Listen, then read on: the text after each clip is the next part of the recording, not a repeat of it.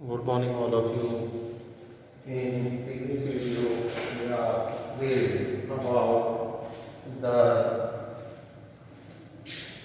Work देखें। पिछले जो वीडियो में है हमने वर्क के बारे में, कार्य के बारे में बात की थी, इकोनॉमिक एक्टिविटी के बारे में हमने बात की थी by the man and woman. ये इकोनॉमिक एक्टिविटी यानी कि आर्थिक क्रियाएं किसके द्वारा की जाती है, ये जो व्यक्ति या पुरुषों एवं महिलाओं के द्वारा की जाती है। जब हम इंडिया की बात करते हैं, इंडिया की जब हम बात करते हैं, पर इंडिया में जो प्रोडक्शन की जब हम बात करते हैं,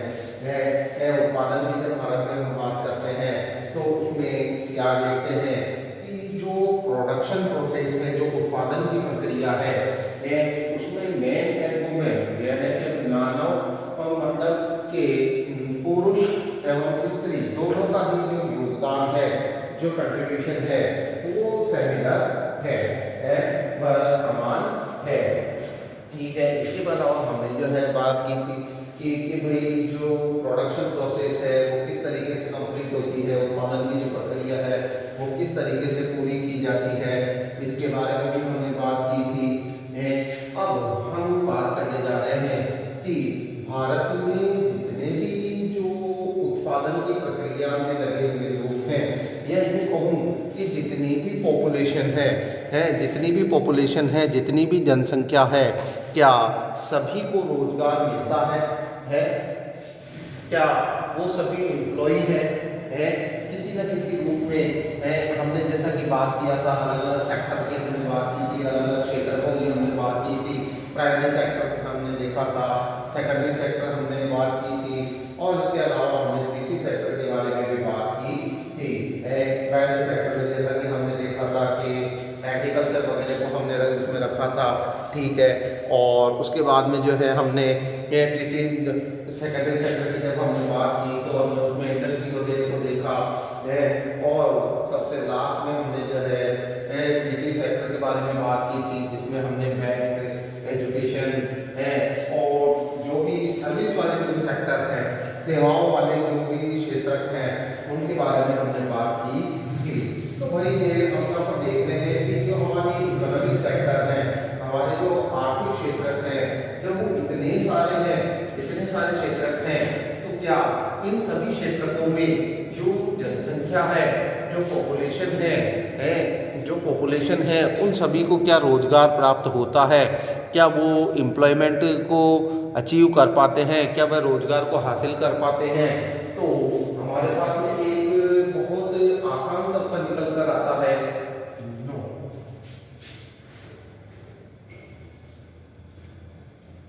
नहीं।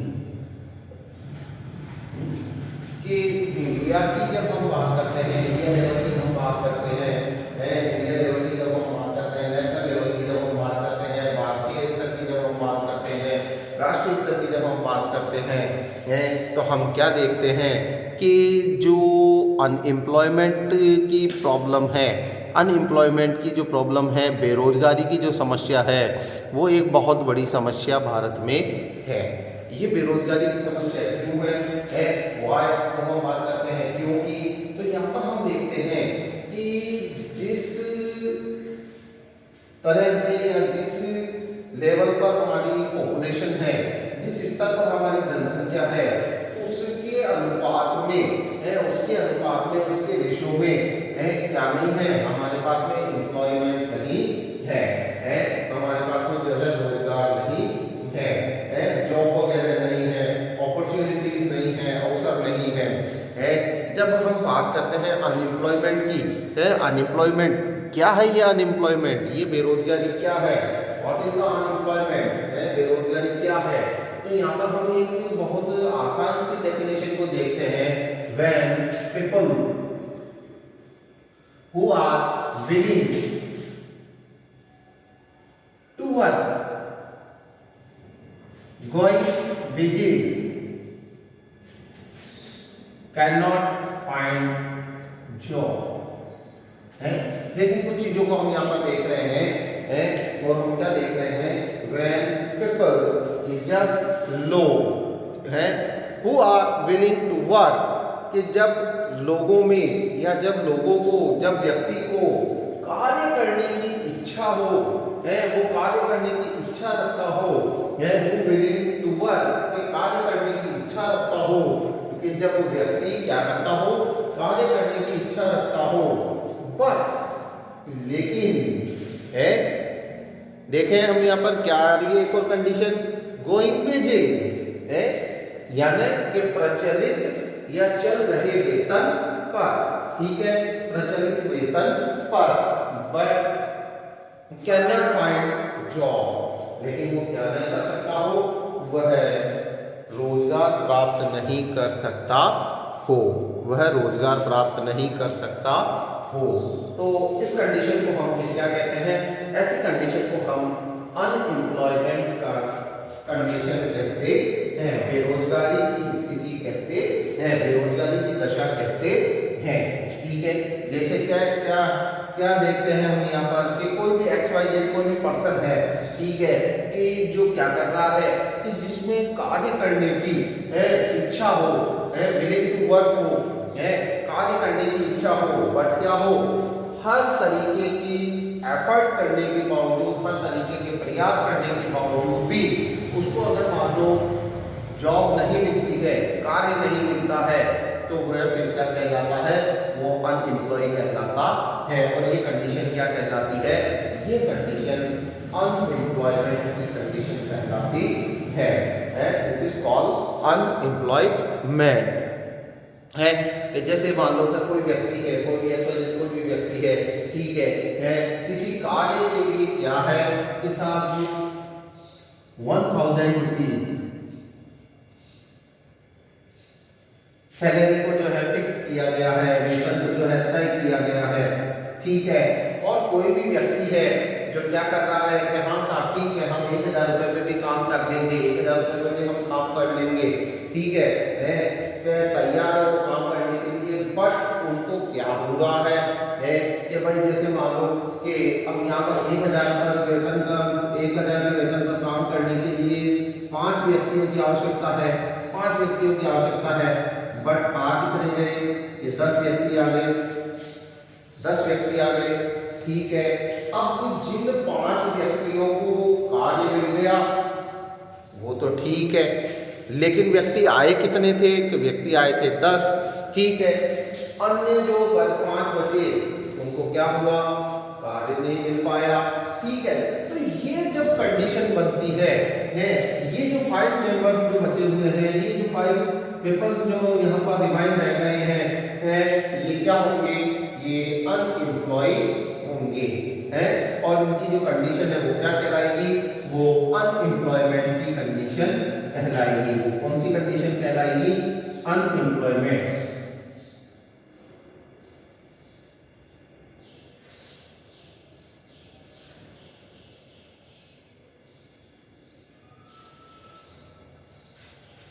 ये बेरोजगारी की स्थिति कहलाएगी, ठीक है, कि भाई कार्य की इच्छा लेकर, वर्किंग विल लेकर तो वो भी व्यक्ति आए थे, बट उनको क्या हुआ, उनको वर्क नहीं मिला है, वाई, क्योंकि अपॉर्चुनिटीज कम थी, मौके कम थे, पोस्टें कम थी, जिस वजह से इनको जो है वर्क नहीं मिल पाया, इनको जॉब नहीं मिल पाया। तो यहाँ पर देखें डेफिनेशन हमारे बहुत इजी हो गई है, black people who are willing to work, ये जब लोग क्या रखते हो, कार्य करने की इच्छा रखते हो, ऑन गोइंग वेजेस, प्रचलित मूल्यों पर, चल रही वेतन पर, but can not find job, लेकिन उनको क्या नहीं मिल पा सकता हो, रोजगार नहीं हो सके हो, उनको रोजगार नहीं मिल पाया हो, वह कार्य नहीं कर पा रहे हो, कोई भी कंडीशन हो सकती है, जिसकी वजह से उनको रोजगार नहीं मिल पाया हो, तो फिर ऐसी कंडीशन को हम क्या कहेंगे, अनएम्प्लॉयमेंट की कंडीशन कहेंगे, ठीक है। अब हम जब इंडिया की बात करते हैं, जब हम भारत की बात करते हैं, तो भारत में जो वर्कफोर्स है, भारत में जो कार्य बल है, इंडिया में जो वर्कफोर्स है, जो कार्य करने वाले व्यक्ति है, उनकी आयु कितनी निर्धारित की गई है, 15 years to 59 ईयर्स, 15 वर्ष से 59 वर्ष तक आयु वर्ग के एज ग्रुप के जो कोई भी व्यक्ति हैं उनको किसमें रखा जाता है, उनको हम वर्कफोर्स में रखते हैं। हम उसको किस रूप में देखते हैं, उसे हम कार्यबल के रूप में देखते हैं कि भाई 15 वर्ष से लेकर और 59 वर्ष की आयु तक जो भी है 15 वर्ष से लेकर 59 वर्ष तक की आयु के जितने भी व्यक्ति हैं उनको हम किसमें रखते हैं, उनको हम कार्यबल में रखते हैं। उनको हम कहाँ रखते हैं, उनको हम कार्यबल में रखते हैं, वर्कफोर्स में रखते हैं कि भाई जो भी व्यक्ति है जिनकी आयु 15 वर्ष से लेकर 59 वर्ष के बीच है वो क्या है, वो एम्प्लॉयमेंट के लिए है, वह रोजगार के लिए है। अगर वो चाहे तो वो रोजगार कर सकते हैं और अगर वो चाहे तो वह रोजगार नहीं भी कर सकते हैं। बट इसमें भी देखो एक चीज आ जाती है,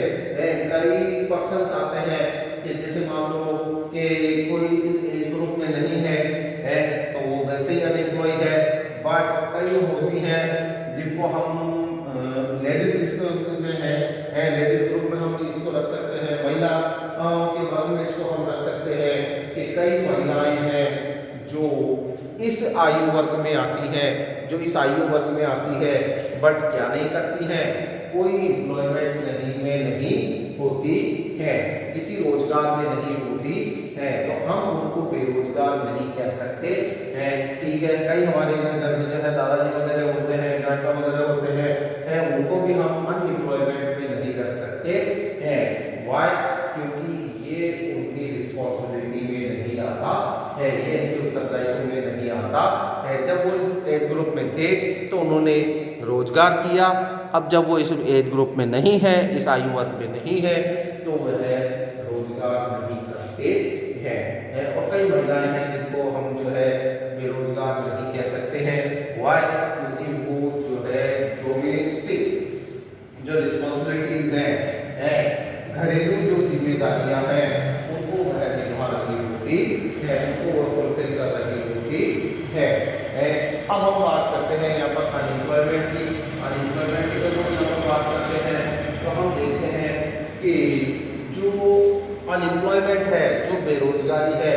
मोस्टली इंडिया के शहरों में हम बात करते हैं, भारत के क्षेत्र में जब हम बात करते हैं, भारत के परिदृश्य में जब हम बात करते हैं तो इंडिया में जो अनएम्प्लॉयमेंट है मोस्टली रूरल एंड अर्बन दोनों ही जो है क्षेत्रों में पाई जाती है। दोनों ही इन सेक्टर्स में जो है दोनों ही जो क्षेत्रक हैं उनमें यह बेरोजगारी पाई जाती है। दोनों ही क्षेत्रों में इंडिया में रूरल लेवल पर और अर्बन लेवल पर यानी ग्रामीण क्षेत्रों में और शहरी क्षेत्रों में क्या है, दोनों ही क्षेत्रों में जो है बेरोजगारी पाई जाती है, अनएम्प्लॉयमेंट पाया जाता है, अनएम्प्लॉयमेंट देखने को मिलता है। बट यहाँ पर हम जब बात करते हैं अनएम्प्लॉयमेंट की कंडीशंस की रूरल एंड अर्बन एरिया पर जब हम यहाँ पर बात करते हैं तो हम एक छोटा सा डिफरेंस इसमें देखते हैं, एक छोटा सा डिफरेंस इसमें हम देखते हैं। और वो छोटा सा डिफरेंस हम यहाँ पर क्या देखते हैं कि जो यहाँ पर अर्बन और रूरल एरिया में जो पाए जाने वाले जो अनएम्प्लॉयमेंट है उसमें जो है वो अलग अलग है। जैसे फॉर एग्जांपल हम बात करते हैं रूरल एरिया की, जब हम बात करते हैं तो रूरल एरिया में mostly sessional and disguise type की जो है अनएम्प्लॉयमेंट पाया जाता है कि जो ग्रामीण क्षेत्र है उसमें कौन सी मौसमी या छिपी हुई बेरोजगारी पाई जाती है, जबकि अर्बन एरिया की जब हम बात करते हैं तो यहाँ पर मोस्टली एजुकेटेड अनएम्प्लॉयमेंट पाया जाता है। शहरी क्षेत्रों में कौन सा पाया जाता है, शिक्षित बेरोजगारी पाई जाती है, शिक्षित बेरोजगारी पाई जाती है। अब हम यहाँ पर बात करेंगे कि भाई ये जो मौसमी अथवा छिपी हुई बेरोजगारी क्या है, शिक्षित बेरोजगारी क्या है, इन सब के बारे में जब हम बात करेंगे तो हम यहाँ पर कुछ चीज़ों को देखने की कोशिश करेंगे कि जो सेशनल और दिस गाइस जो अनएम्प्लॉयमेंट है मोस्टली कहाँ पाए जाते हैं, मोस्टली रूरल एरिया में पाए जाते हैं, ग्रामीण क्षेत्रों में पाए जाते हैं। कारण, अब इसका देखो सबसे पहले हम रीजन देख लेते हैं, कारण देख लेते हैं कि जब हम रूरल एरिया की बात करते हैं तो रूरल एरिया में जो है मोस्टली पॉपुलेशन जो है वो किस पे डिपेंड करती है, एग्रीकल्चर पर डिपेंड करती है, कृषि पर निर्भर करती है। अब देखो जब हमने कृषि की बात कर दी है, कृषि की जब हम बात कर दी है तो इसी को हम एग्जाम्पल बनाकर चलेंगे आगे, इसको हम उदाहरण बनाकर चलेंगे। सेशनल अनएम्प्लॉयमेंट की हम बात करेंगे, सेशनल अनएम्प्लॉयमेंट की जब हम बात करेंगे, मौसमी बेरोजगारी की जब हम बात करेंगे, व्हेन पीपल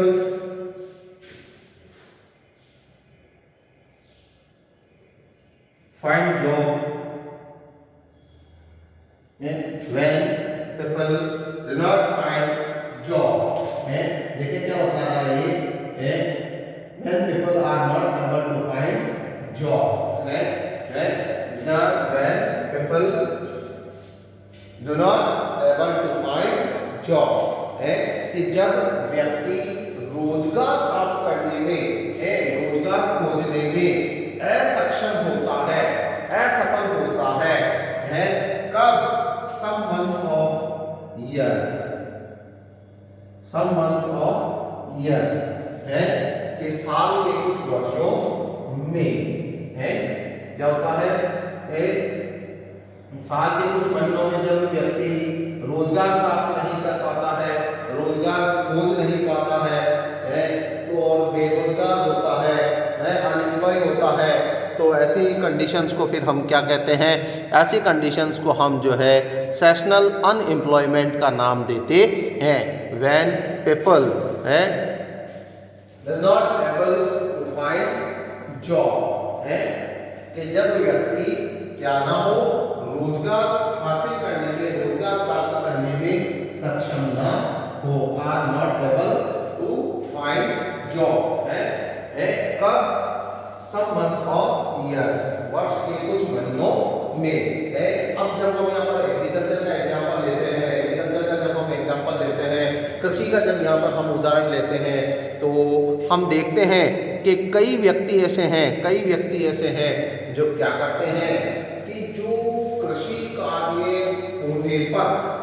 ये भाई जैसे मान लो सेशन हुआ है, सत्र हुआ, मौसम हुआ है और खेती हो रही है, तो उस समय तो वो क्या कर रहे होते हैं, वो एम्प्लॉय होते हैं, जब फसलों को बोया जाता है या काटा जाता है उस समय तो उनको जो है रोजगार मिल जाता है, बट क्या होता है कि बाकी समय में वो बेरोजगार होते हैं, अनएम्प्लॉय होते हैं। आज जैसे मान लो हमने देख लिया कि भाई कोई XYZ कोई भी व्यक्ति है, जिसको क्या हुआ कि जून मंथ से लेकर और अक्टूबर मंथ तक है, क्या हुआ कि भाई कृषि में कार्य मिल गया, खेती में काम मिल गया, खेती करने में उसको जो है रोजगार मिल गया, तो वहाँ तक तो वो उसके लिए ठीक है। बट जैसे ही अक्टूबर मंथ में फसलों को हार्वेस्ट किया जाएगा, फसलों को काटा जाएगा, उसके बाद में उसका रोजगार भी चला जाएगा। तो ये इस तरीके की जो कंडीशंस है या इस तरीके की जो स्थितियां हैं वो हमें मोस्टली कहाँ देखने को मिलती है, वो हमें मोस्टली जो है रूरल एरिया में और एग्रीकल्चर सेक्टर में देखने को मिलती है। ग्रामीण क्षेत्रों में, कृषि क्षेत्र में यह स्थितियां देखने को मिलती है कि जब फसलों को बोया जाता है या काटा जाता है उस समय तो व्यक्ति को रोजगार मिल जाता है, लेकिन बाकी समय में वो बेरोजगार होता है तो और उसके पास कोई रोजगार नहीं होता है। तो ऐसी कंडीशंस को फिर हम क्या नाम देते हैं, सेशनल अनएम्प्लॉयमेंट का नाम देते हैं। ऐसी कंडीशंस को हम मौसमी बेरोजगारी, ऐसी परिस्थिति को हम मौसमी बेरोजगारी का नाम देते हैं कि जब लोगों को क्या नहीं हो पाता है, not able to find job, है कि जब वह कार्य ढूंढने में असक्षम होते हैं, सम मंथ ऑफ ईयर, है वर्ष के कुछ महीनों में। ठीक है, अब हम नेक्स्ट बात कर रहे हैं यहाँ पर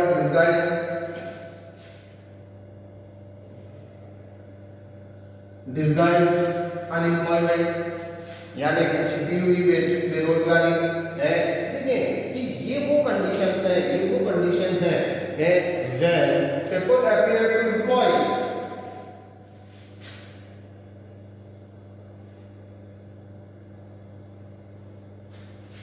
people appear to be employed, कि जिसमें क्या होता है कि जो व्यक्ति है वो रोजगार करता हुआ प्रतीत होता है, रोजगार करता हुआ लगता है, but these efforts are not beneficial, लेकिन ये जो प्रयास है ये है लाभदायी नहीं होते हैं, ये है प्रयास उपयोगी नहीं होते हैं। ऐसे कंडीशंस को फिर हम क्या नाम देते हैं, ऐसे कंडीशंस को हम जो है डिस्गाइज अनएम्प्लॉयमेंट या छिपी हुई बेरोजगारी का नाम देते हैं। क्यों, कौन सी है यहाँ पर, ये कौन सी कंडीशंस बन रही हैं? देखें, peoples appear to be employed है कि लोग जो है रोजगार करते हुए प्रतीत होते हैं, but these efforts are not beneficial है, परंतु ये जो प्रयास है ये है लाभदायी नहीं होते हैं, ये है सार्थक नहीं होते हैं, उपयोगी नहीं होते हैं, यूजफुल नहीं होते हैं। तो ऐसे कंडीशंस में फिर क्या नाम दिया जाता है, ऐसी कंडीशंस को जो है हम छिपी हुई बेरोजगारी या डिस्गाइज अनएम्प्लॉयमेंट का नाम देते हैं। और एग्जांपल हम वापस देखें, एग्रीकल्चर की ही बात करते हैं, यहाँ पर एग्रीकल्चर की ही बात करते हैं कि जैसे मान लो कि किसी परिवार में 10 कैंडिडेट हैं, 10 मेंबर्स हैं, बट एग्रीकल्चर के लिए क्या है, एग्रीकल्चर के लिए 5 मेंबर्स ही जो है इनफ है, बट फिर भी परिवार का सदस्य होने के नाते family member as a family member के एक पॉइंट ऑफ व्यू से जो है वो क्या कर रहे हैं, वो वर्क कर रहे हैं, वो कार्य कर रहे हैं, ठीक है। तो लेकिन उनका क्या है, उनको कोई भी पेमेंट नहीं मिल रहा या उनको कोई भी जो है वेतन नहीं मिल रहा है, उनको कोई लाभ नहीं मिल रहा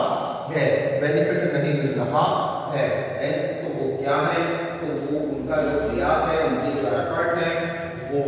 बिल्कुल यूजलेस है, ठीक है। और ऐसे कंडीशन में वो क्या है, वो डिस्गाइज अनएम्प्लॉयमेंट के विक्टिम है, कि वह छिपी हुई बेरोजगारी के शिकार है। अब हम यहाँ पर बात करते हैं अर्बन एरिया की, शहरी क्षेत्रों की जब हम बात करते हैं तो यहाँ पर कौन सी अनएम्प्लॉयमेंट पाई जाती है, एजुकेटेड अनएम्प्लॉयमेंट है, शिक्षित बेरोजगारी यहाँ पर पाई जाती है। या कौन सी बेरोजगारी पाई जाती है, यहाँ शिक्षित बेरोजगारी पाई जाती है। अब हम शिक्षित बेरोजगारी के बारे में जब बात करते हैं, शिक्षित बेरोजगारी के बारे में जब हम बात करते हैं कि कौन सी कंडीशंस को हम जो है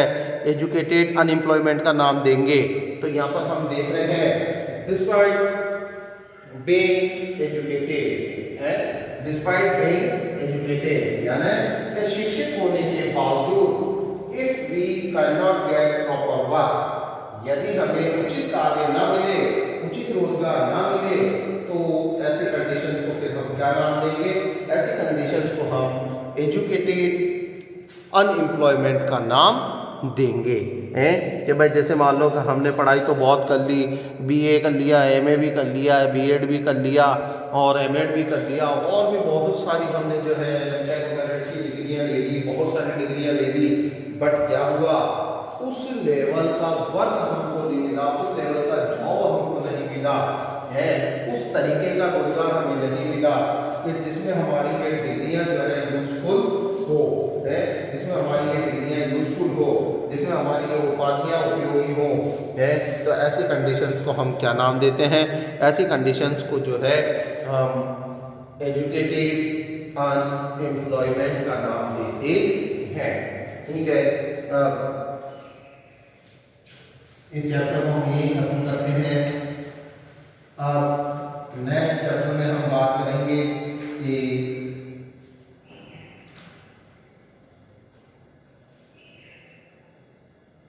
नेक्स्ट चैप्टर में हम